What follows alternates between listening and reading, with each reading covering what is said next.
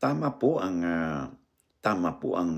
alituntunin o prescription ng, NIA, yung National Irrigation Administration na kung saan may kailangan, magkaroon kayo ng distance o tinatawag nating easement 'no, mula doon sa boundary ng inyong property na nakalagay doon sa muhon. Hindi kayo puwedeng magbako do'n simula doon sa inyong muhon.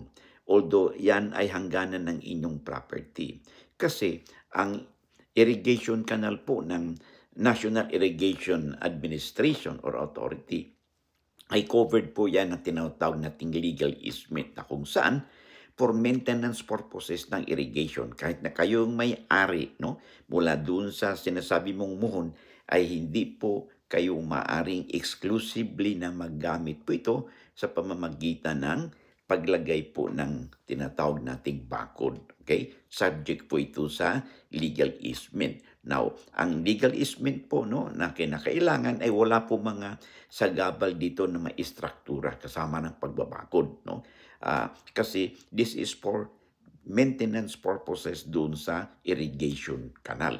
Kaya mag-setback po kayo 'no. The setback could be 3 meters 'no, away mula doon sa inyong muhon. So, from 3 meters depende po yan, it could be bigger 'no, depende po sa laki po ng irrigation canal doon sa inyong lugar. So, makipag-ugnayan kayo doon sa NIA at alamin ninyo kung gaano ba kalayo ang legal easement na dapat niyong sundin.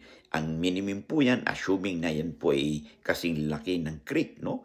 Or maliit pa doon, minimum po niyan is 3 meters, no? Mula doon po sa property boundary ninyo, yung muhon. After that, no? Ay pwede na kayong magkaroon ng magpatayo ng bakod. Okay? In short, legal easement yan, no? So, na maaaring nade-deprive kayo sa inyong property, pero yan po ang batas po natin.